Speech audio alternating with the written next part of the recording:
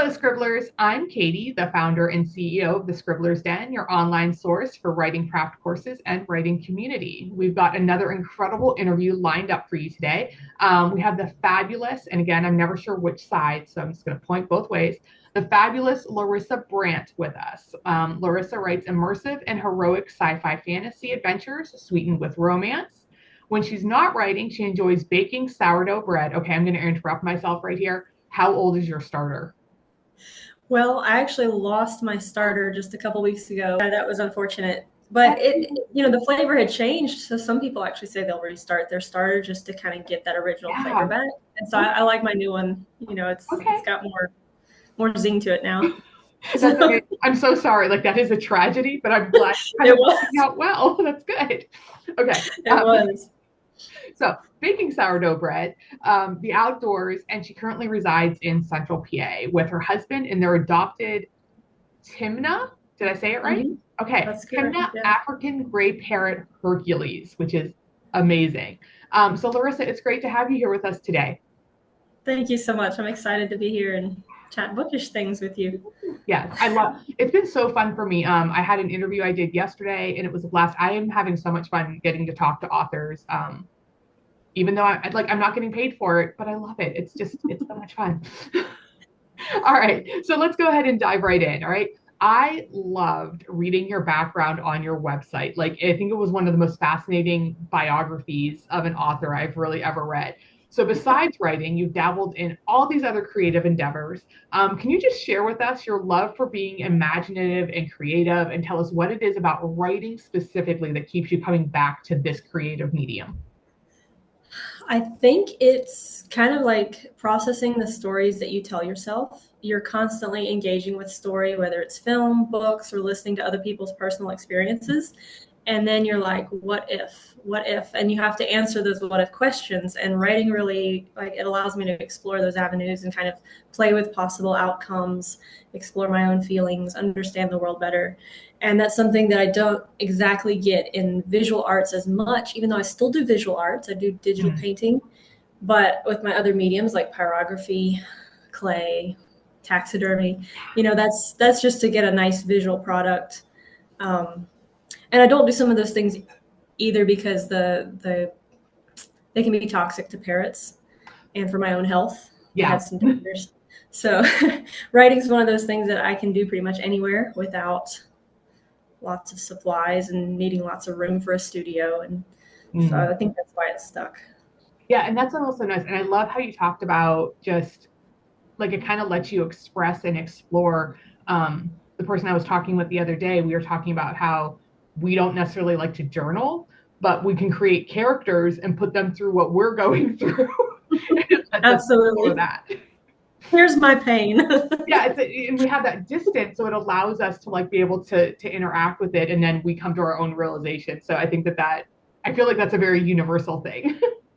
Mm-hmm. Yeah. So you have written The Birthright of Scars duology, and I'd love to hear a little bit more about this and how you came up with this great idea. So what inspired you to create Disrael, Ambrosia, and the world that they live in?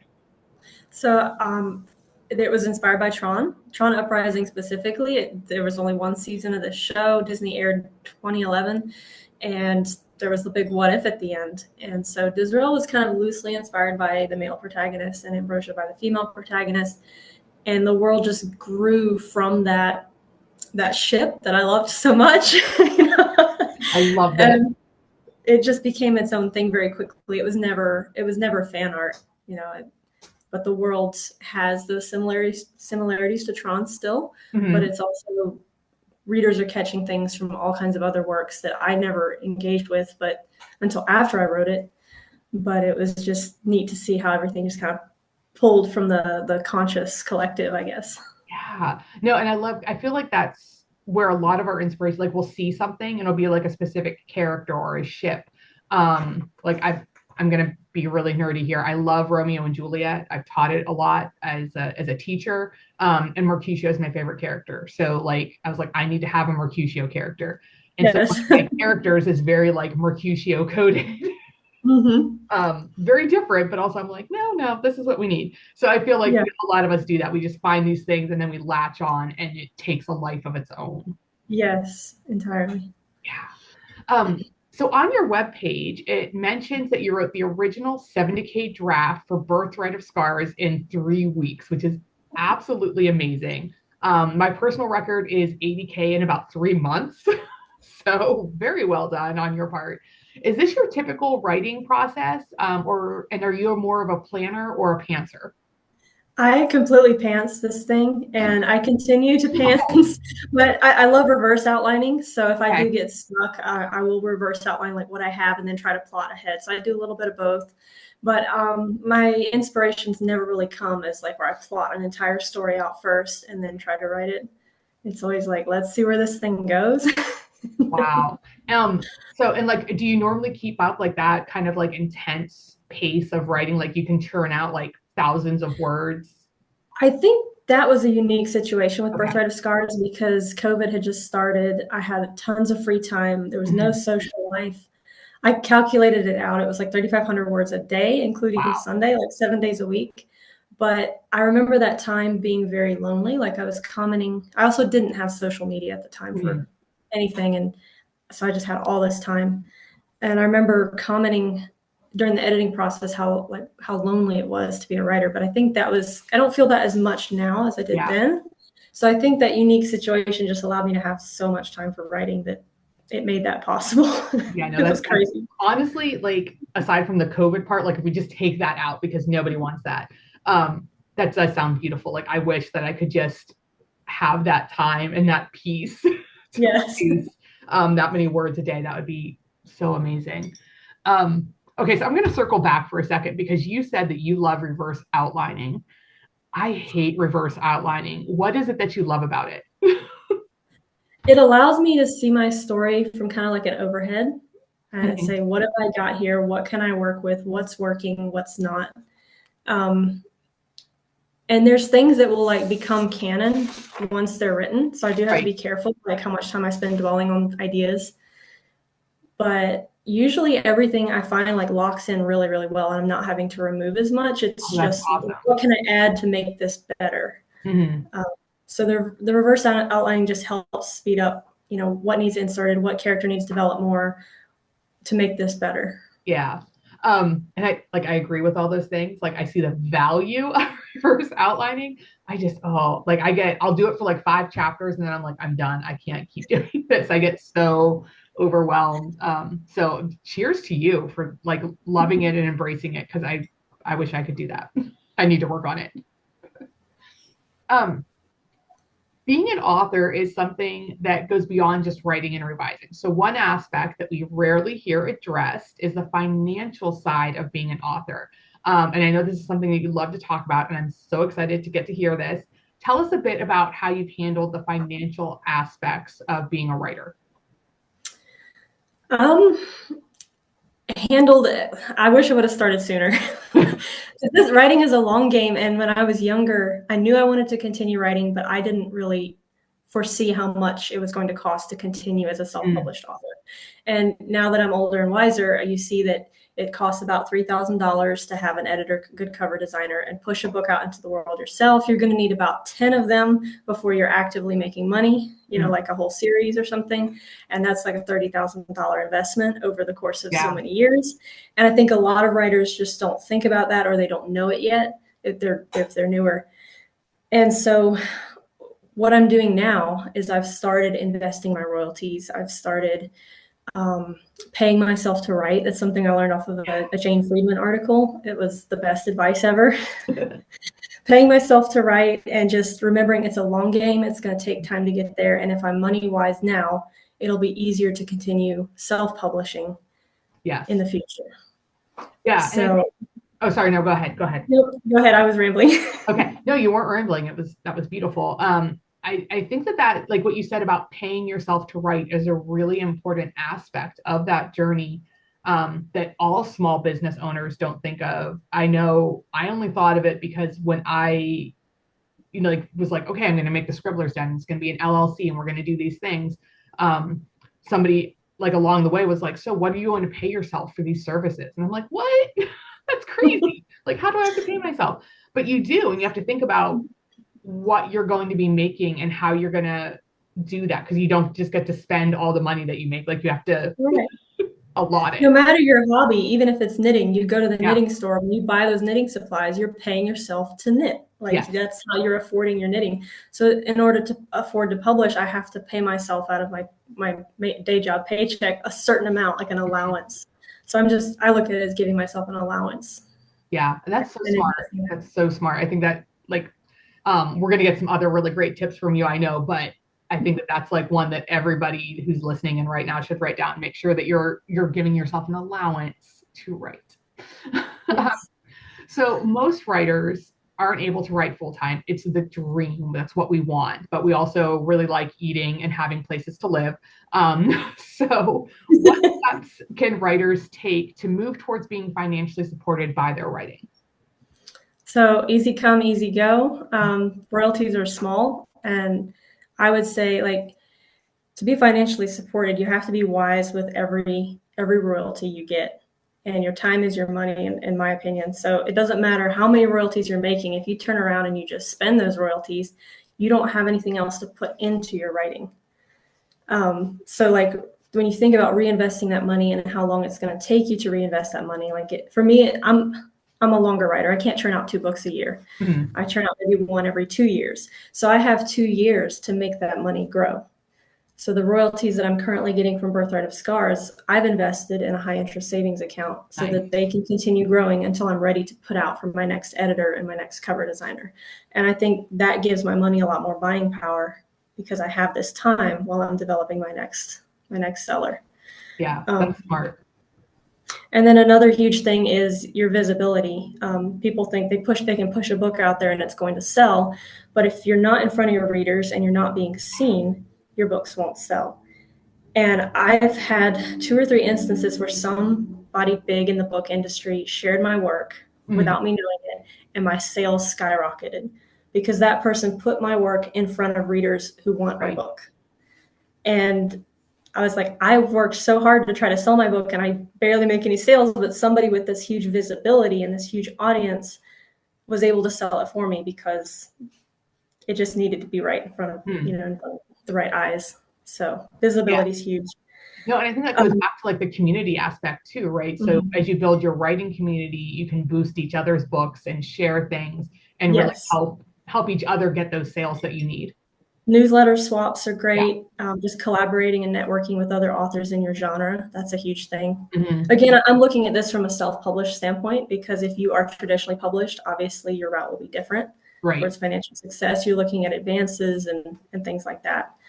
But from a self-published perspective, and then, well, that might be for the next question. I'm thinking of like when you quitting your day job. Like I still have a part-time job. I'd love to be a full-time writer, but I still have a part-time job because it allows you to collect stories and experiences and then manage your time because you'll have days where you don't feel like writing. You've got days where you've got writer's block, you just imposter syndrome, and you're just not putting out, to write 3,000 words a day continually. So when you break that up and you're kind of earning a side income, I think that's a good thing. I recommend it, even if you wanted to write full time, just have some sort of community outlet so that you're around people and gleaning inspiration.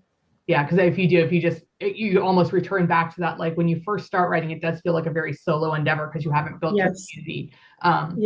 So you don't want to return to that as much as we're all introverts.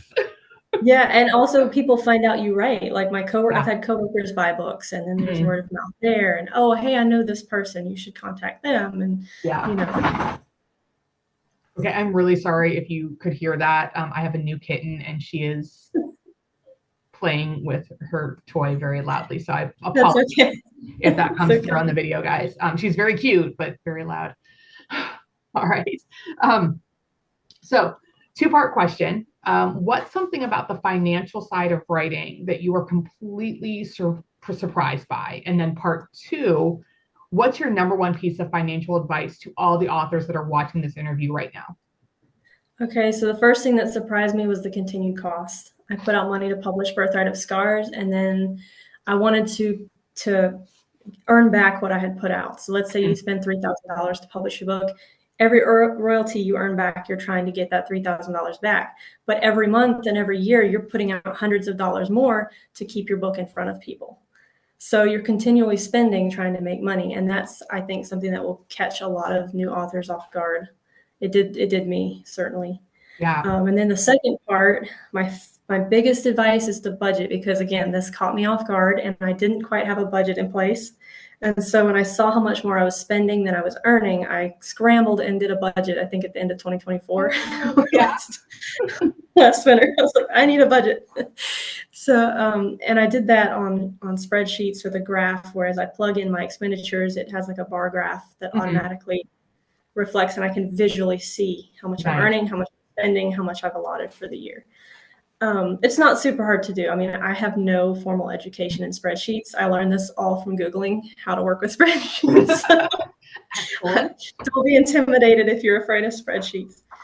But and then investing every royalty in savings is my second biggest tip, because you want to treat your writing like a business, and you've got time as you're writing, and you want those royalties to be earning.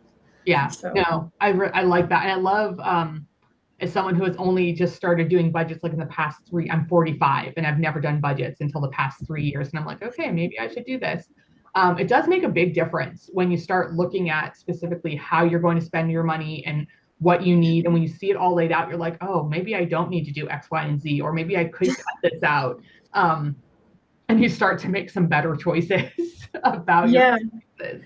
Another good thing I've done with the spreadsheets is it helps me allocate my funds. So I'm making these royalties, and let's say I've got a trilogy in the works, and I know it's going to cost this much to publish this trilogy or an audiobook, and I can separate those. Well, for one thing, the royalties are actually a permanent investment. I'm not spending them. Right. I have money that I put in the account that's for spending on the next writing project, and money that's there just to help it grow. Yes. So I differentiate that in the spreadsheet, and then I show what project each dollar is going towards. And just seeing that all visually helps me know, okay, a couple more months, I'll have enough money to publish this book.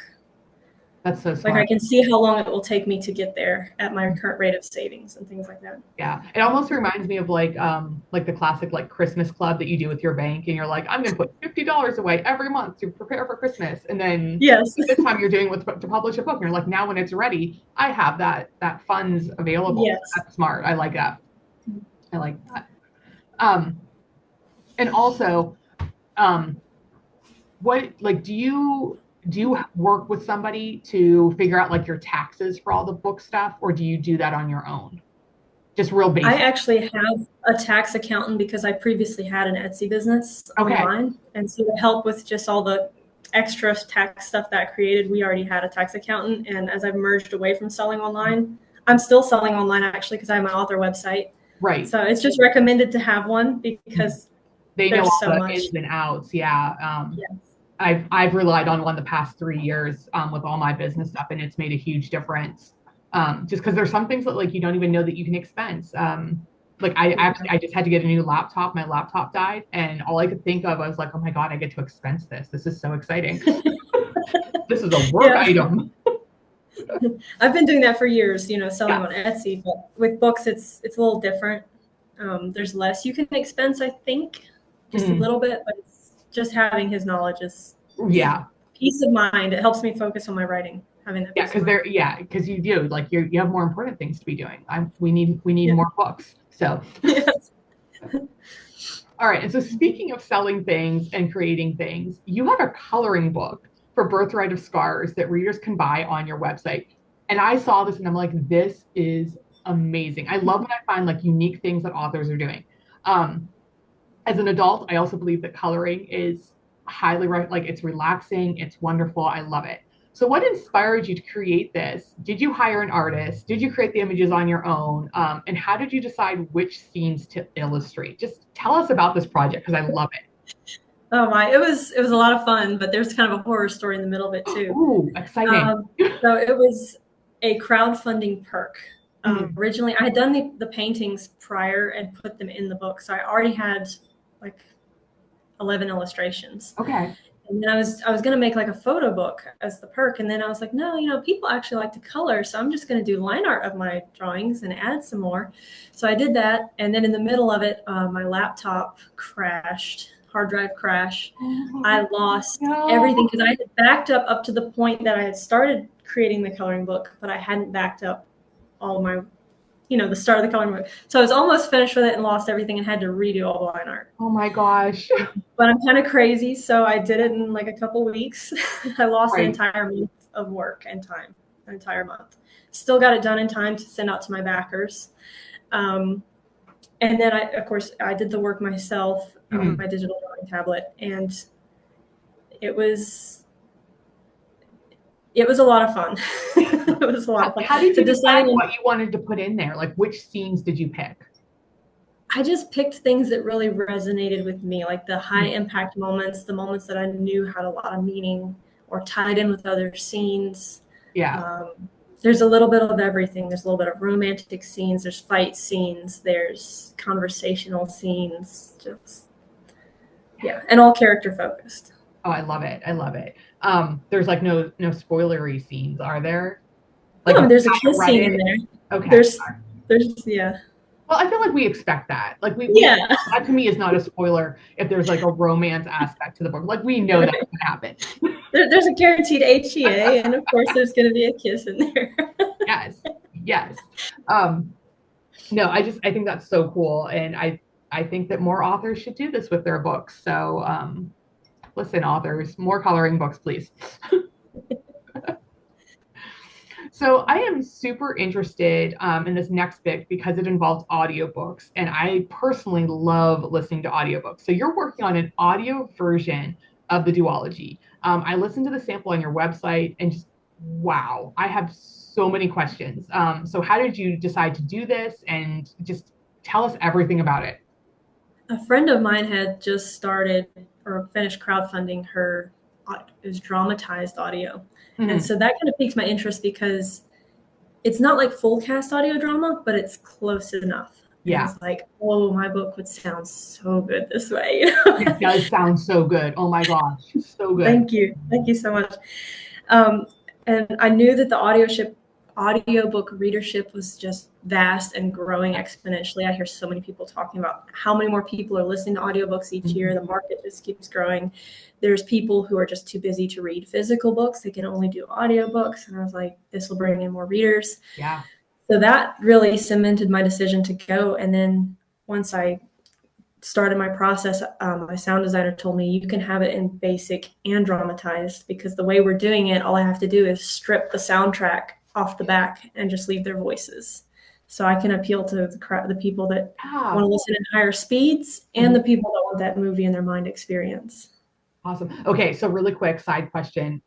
What speed do you listen to audiobooks at generally? Normal. I stick with normal. But like when I was doing the Red Rising series, some of them are just so long that my library loan was running out. I had to listen at like you only get those 2 weeks. Okay. I generally start at 1.5, and then like if there's an accent, like I'll lower it just until I like get into the rhythm of that narrator's voice. It depends on the narrator. There's some narrators that narrate a little too slowly, and 1.5 works. They sound normal then.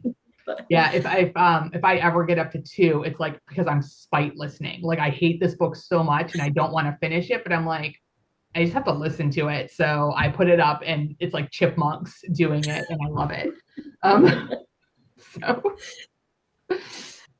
So yeah, and I agree with you on the fact, like, I know I listen to way more books than I physically read because I just don't have time or like the mental space to sometimes sit down with a book.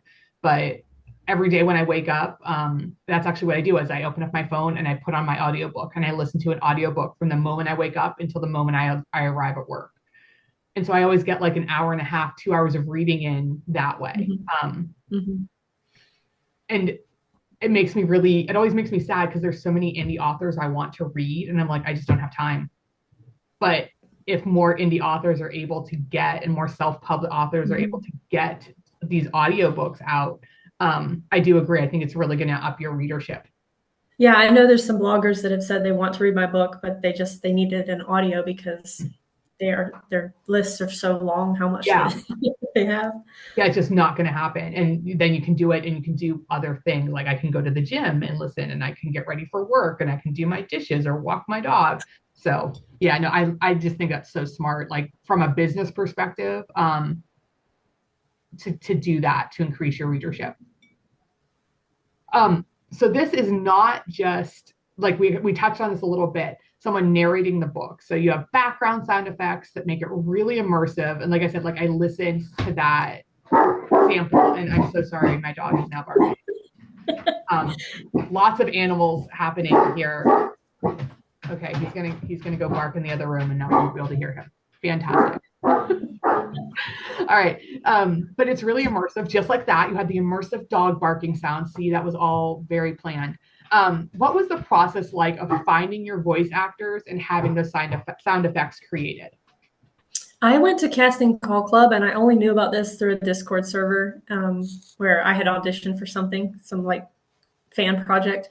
And so I went straight there and I put out some auditions and just started, as they rolled in, just started listening to voices and kind of vetting. And then after I sat on it for a month or two.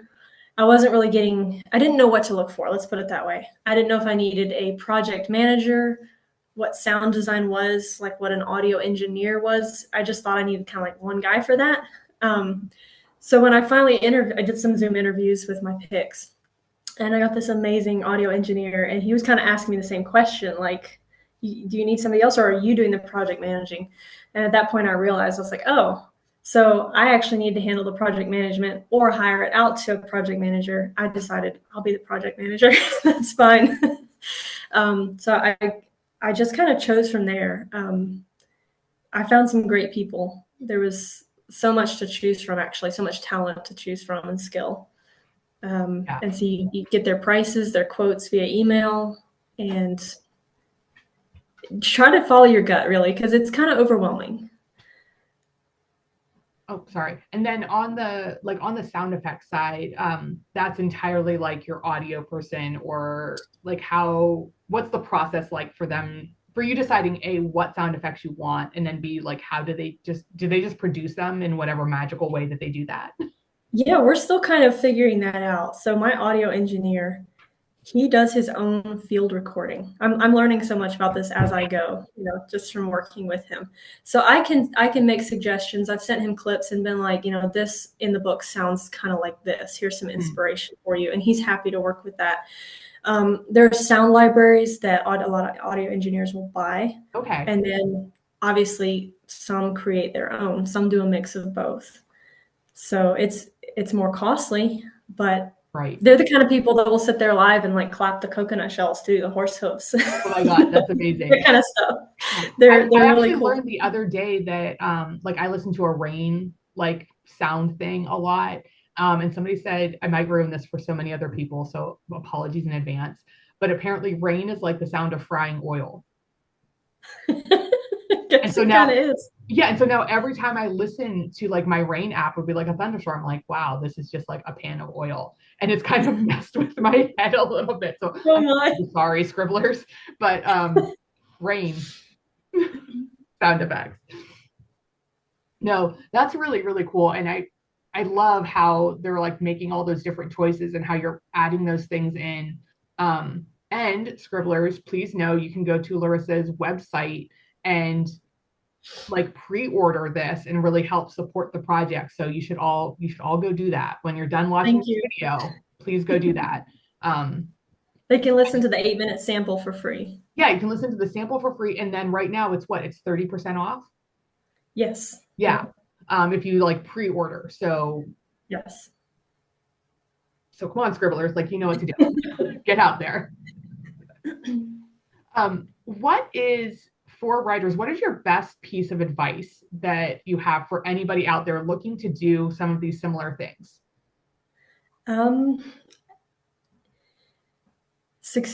Define your vision of success first, because a lot of times we're shooting in the dark. We're like, oh, I want this, I kind of want this. And the paths are actually, they separate. So if you want to, like, success and goals are a little bit different, but you don't want to end up on like a separate mountaintop. Right. Your idea of success is over here, and you start this path thinking it goes there, but it actually takes you somewhere else. So for some people it's money. For other people, they want to be a well-known author. The financial freedom, staying at home, things like that. So you want to take actionable steps towards that goal.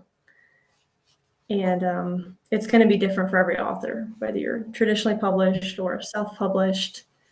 And I think just kind of pinpointing your idea of success and then working steadily towards that. Because again, it's a long game. It really is. It's a long game. And I think that even when you kind of like reach what you have identified as like what's successful to you, really deciding if you're going to change that goalpost or not. If you're just going to be like, this is what I wanted and I would like to achieve the same thing again, or I'm just good right here. Because I feel like as authors, we do that a lot. We say, I'll be successful when I have an agent. I'll be successful when I publish one book. I'll be successful when, and there's always more. Yeah. And then we do that and we're like, wait, now what do I do? So you have to be really clear with yourself as far as what you want. So that's so smart. I think that's a really good piece of advice. Yeah. So, do you have more books in the works? Can you give us any hints? I do. I have a trilogy that's prequel by 15 years to the Birthright of Scars duology. I love this already. Two very important characters in the Birthright of Scars duology. You can tell they have this rich backstory. You can tell they've done so much before Disrael enters the scene in Birthright of Scars Rising. And I just felt it was expedient to tell their story because it builds the world so much more. I'm not sure why Disrael and Ambrosia's story came first, but the story of the original Tourmaline Renegade, it's like, how did this guy become this legend? Why does the state hate the Tourmaline Renegades so much? So he is the commandant of a prison camp because Disrael's people have been, they've gotten thrown into some labor, like prisons, but they're making them work. And so he's a complex, like morally gray character because he's doing bad things for good reasons. Like people are getting hurt, but he's trying to do the right thing. It's just so hard, so complex. And then Alta gets brought to this workplace and they kind of, it's like a loathing to lovers, maybe. Beautiful. Always here for it. But it's been really tricky for me because it borders on dark romance. There's a power imbalance there of prison warden and prisoner. And obviously the prison warden is male and the prisoner is female. So you've got like a lot of icky, sticky situations that I'm being very careful to avoid Stockholm syndrome and just bring her up into her power and her agency through the trilogy so that they are on like a level footing by the time the feelings start happening. Yeah. And that's so good. Like as a reader, I really appreciate that you're putting that care into that because there's so much where you're like, wait a second. I have questions. Yeah, and it does make it icky. And I'm like, I don't think I like reading this anymore. Like this is no. Yeah, it's intimidating to write this kind of story. Like it makes me nervous because I know how readers react to those kind of things. And I want to do it right. Right. I know there's some potential here and I'm just doing my best to get it right. So yeah, and that's fantastic. Like I have confidence that it's all gonna work out and it's gonna be great. Well, thank you. And and then we'll be able to look at this and like this will be an example. Have you ever read the Winter's Curse trilogy?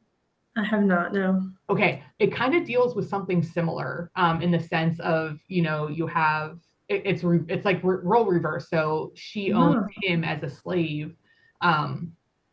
And just how they deal with that and how, like, because they never let it just go under the rug. Like they always kind of have it front and center. And it's always an issue between them with this power imbalance of how they started and where they get to. I highly recommend it. It's Maria Rotowski, I think. But it's the Winter's Curse trilogy. So yeah. I'll have to look into that. Yes, I think like it might be like, yes, this makes sense. So yeah, so do you have a newsletter where we can get teasers, updates? I do. I drop like scene excerpts every now and then in there and talk about how the writing is going. So if anybody wants to keep up with that, that is the best place Yes, to and get we'll have to. a link down in the comments, Scribblers. So there will be a link to the website. So your first job, remember, is to go support the audiobook and pre-order that. Second job is to sign up for that newsletter. All right. So are you ready for our lightning round questions? I think so. Okay. You got some unique ones because you just had like this great like history and biography that really just it made my imagination go. So I'm super excited about some of these. Um, So one of your creative endeavors has been taxidermy. What's the coolest thing that you have ever taxidermied? I think it was a bobcat. I was doing Alabama wildlife. So my uncle Josh had shot a bobcat and he wanted a rug.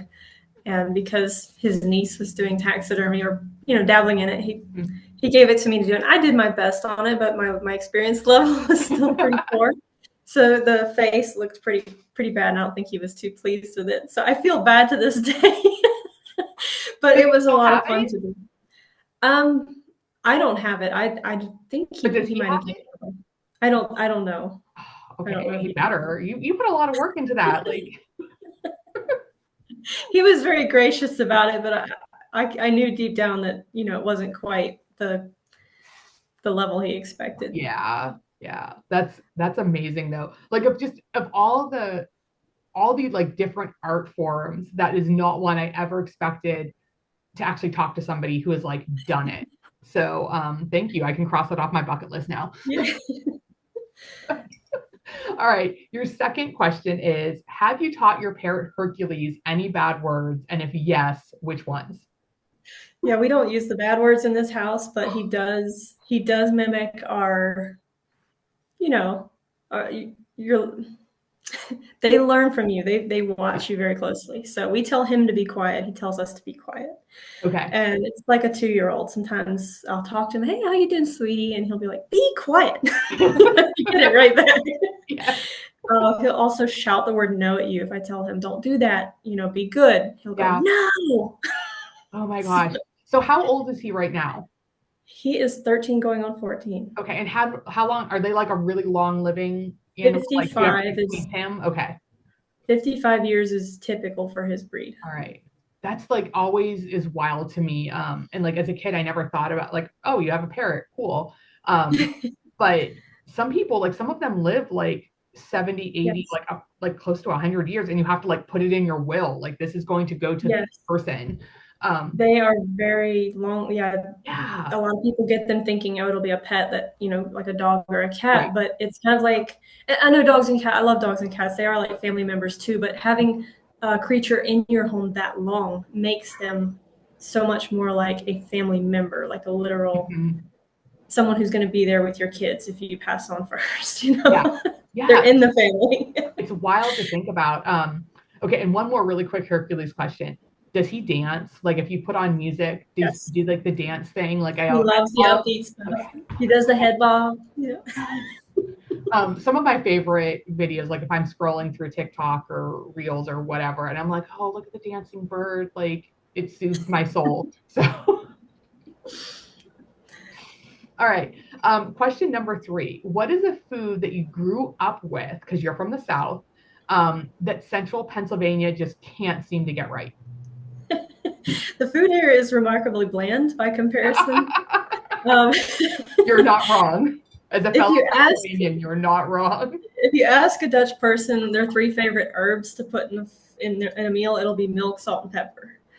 Um, whereas I'm from a Cajun Creole coastline, so we've got all the spices, and the gravy's even different, and also sweet meats aren't really a thing. It's more spicy. Everything's spicy. Yeah. And then barbecue and coleslaw. Like if they say barbecue in Pennsylvania, it took me a few years to realize there'd be no barbecue sauce on the barbecue. Oh my gosh. No, like you're not wrong. I'm laughing because this is so incredibly accurate. Like you're very right. So yeah. Pennsylvania, we need to up our game. We need to get this better. As someone who was born and raised here, like I'm sorry. I'm sorry that we did not meet your standards. All right, your fourth question. If you were going to set a Guinness World Record, what would it be in? So I had to ask my husband about this one because I was thinking, okay, hours lived in my head with my characters or something Ooh, crazy. yeah. He was like, you'd probably be the world's fastest typer, like typist, words per minute. Okay. I'm up there, but I'm definitely not the fastest. But like with a little bit of practice, you could get yourself. Probably. I did time myself, and it was like, I forget if it was 142 or 124. Wow. It was a little bit above average. Wow. You I'm impressed with like I get like between 40 and 50, and I think that's really good. So dang, beautiful. Um, do you ever have like kids, nieces, nephews, whoever like watch you type and they're like, how do you do that?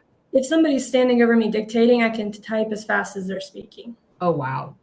And that's not shorthand. That's just, Yeah, like every word and yeah. like wow, that's amazing. Well done. I kind of wish I had that skill, but That just comes from years of writing too. In elementary school, they gave us some typing classes in Mhm. the computer lab, and that's all I had. And then my summers I spent just putting my novels from sketchbook or, Into there. College World notebook to computer, and I just developed the skill over doing. Yeah, and they don't do the same amount of keyboarding in schools now. Like my Mm-hmm. students, maybe they have like one semester of it, but they're just kind of expected to know it. And I have so many kids that hunt and peck, and I think I had like 8 years of keyboarding. Why? We had to do those timed events. They'd be like, all right, like type this paragraph, and they would time you, and it was insane. If you didn't hit the mark, then you didn't get an A. And We had some sort of game in computer lab where it was like you were driving on a road and there was bugs hitting the windshield, and to yes, operate the windshield wiper, you had to yes, like I type key played that patterns. game. I love that game. It made me so happy. Oh Poor my God. memory. Oh my God. Poor I was memory. actually, I was just thinking about that as you were talking about typing, and I'm like, she's not going to know what that is. I'm not Yep. going to look it up. So I'm so glad you did. Oh my God.